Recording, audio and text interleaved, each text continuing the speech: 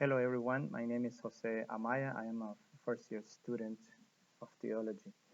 Today I want to talk to you about a very particular subject, a very sensitive subject to say the least, and that is premarital sex. What is premarital sex? Premarital sex is any sexual act that takes place before marriage. When you look at the term premarital sex, it gives you the wrong notion that since you are going to get married, it's okay to engage in premarital sex, and that is wrong. And sad to say, in many instances, those couples that engage in premarital sex, they end up marrying someone else. And to say the least about this premarital sex, it comes at the heels of the sexual revolution.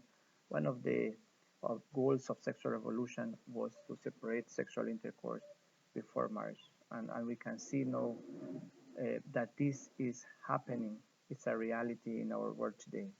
Now, to continue, I would like for you to think about these consequences that premarital sex have. To begin with, many times premarital sex ends with unwanted pregnancies. That was not the intention. The intention was to have a good time, and many times you find that the protection, in quotation, that was used failed, and so the female ends up with this unwanted pregnancy, and that's one of the a very serious consequence if you look at it, because in order for you to have a family, to have children, you have to be financially stable, emotionally stable, and psychological stable. It's not just if it comes, well, we are going to see what we can do about it. No, it takes some planning, takes some thinking for that to happen. Okay, now if the mother decides that she wants to have that baby, okay, it's possible that she's going to end up a single mother, because most of the time the male is just going to walk away. He doesn't want to have no part and parcel in that.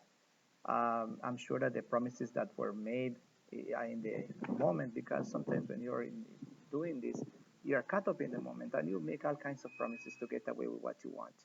And so this single mother is going to find herself dealing with this consequence by herself. Another very serious consequence is abortion. I remember going to college, and I had a friend there. One day he just came to me and told me, I just gave some money to my girlfriend to go and abort our child. She became pregnant. Just like that, casually, like if it was not a big deal what he has done. Um, and so we see now that the statistics shows that over 4 million cases of abortions happen yearly. And we want to think about it. An abortion is a crime. It's a mother killing their own baby, a mother becoming a murderer, and it's going to live with that, deal with that for the rest of her life. Okay, another consequence is sexually transmitted diseases. Being the case, many times the protection doesn't work, and usually the persons are going to end up with sexually transmitted diseases. And the number one worldwide is HIV. Many people are dying. Yes, there are some fabulous treatments, but the person is condemned to death, to live with that, dealing with all the consequences and effects of HIV.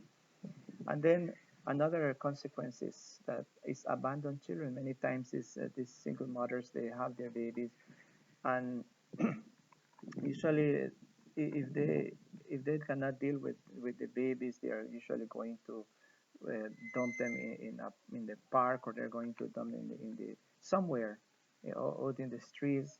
Okay, so we hear the news about these things happening, and this is as a result of premarital sex. Someone was wanted to have some good time, and when she saw that she has this in her hands, then the best thing for her to do is to just get rid of this thing.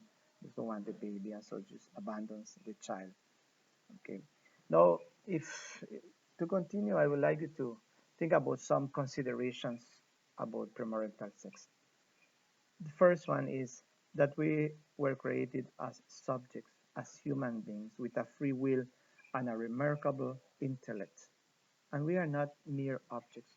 When a person comes to you just because they want to have a good time with you, they just want to have uh, uh, pleasure, Okay, they are disrespecting you because they are thinking that you are just an object, and you are not an object. You are a subject. You are created. You are a soul. You're a beautiful thing to God. So we cannot let people just come to us like that. Another thing to consider is that our sexuality is an integral part of our being. We cannot separate it, and it is a gift. It is a gift that we have, and we cannot just go giving this gift just to the first person that comes to us. We really have to think about who is going to deserve that we share this gift with them, because at the same time I expect that that person is going to give that gift to me, and so that is going to create a perfect balance in our sexual relationship. Our sexuality has an end. Consider this: our sexuality has an end.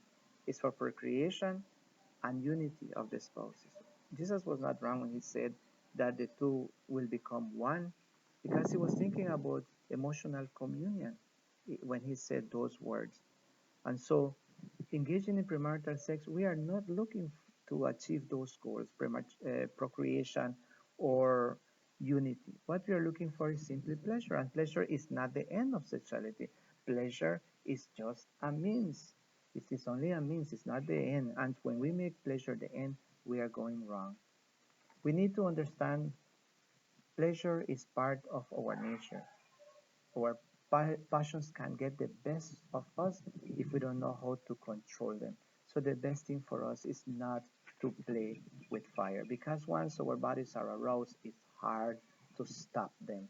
It really takes a lot of temperance, a lot of fortitude to be able to bring our passions under control. And finally, in these considerations, the sixth commandment, which includes any sexual acts in outside of marriage, is forbidden by this commandment. It's forbidden. So as Christians, we know that it is a mortal sin to engage in premarital sex. And you know that a premarital sin is a sin that breaks the relationship with God, breaks the relationship with others, and breaks the relationship with ourselves. So it is a very serious sin for us, and it will have not only earthly or worldly consequences, but it will also have eternal consequences for us. I would like you to consider some recommendations as well. One of the things is to avoid occasions of sin, that have dates in the company of others, as silly as it may sound, but is something that is going to help you to avoid those occasions of sin. We need to understand also that drugs diminish our ability to resist temptations. We are more vulnerable when we are under the influence of alcohol or any other drug. Stand your ground. Be firm. No is no. Even if you like that person very much, if that person is telling you to show some kind of proof that you love them, then usually what they're expecting is that you have some kind of sexual relationship with them. Okay, if they are really serious about you being their wife or their husband, they can wait. They can wait for that special moment when you decide to get married, and then you can enjoy what God has given you, your sexuality. Dress modestly when going on a date. What our eyes what our eyes see can be our downfall. So it's important. So these are very little things, but they can help us a lot. And finally, everyone is called to use our sexuality as God intended it to be. In other words, to be chaste. And chastity is not just for the religious or the priest, it's for everyone. Everyone is called to live a life of chastity. So we respect our sexuality and we use it as the way that God intended it to be used. And as a final word, I would like to, to tell you this with all the love in my heart. If you have fallen into this trap of premarital sex, you don't think that this is the end of the world. This is just a battle that you have lost. You have not lost the war. You can still come to God, ask God for His forgiveness. Come to Him. He's waiting for you. He loves you. You are His creation. So don't think that everything is lost, that you have become invisible to God. You are always visible to God. So turn to Him. We are in the we are living in the time of grace. Come to God, and He is going to heal. He is going to restore, and He is going to give you the joy and the peace that you need in your heart. God bless you.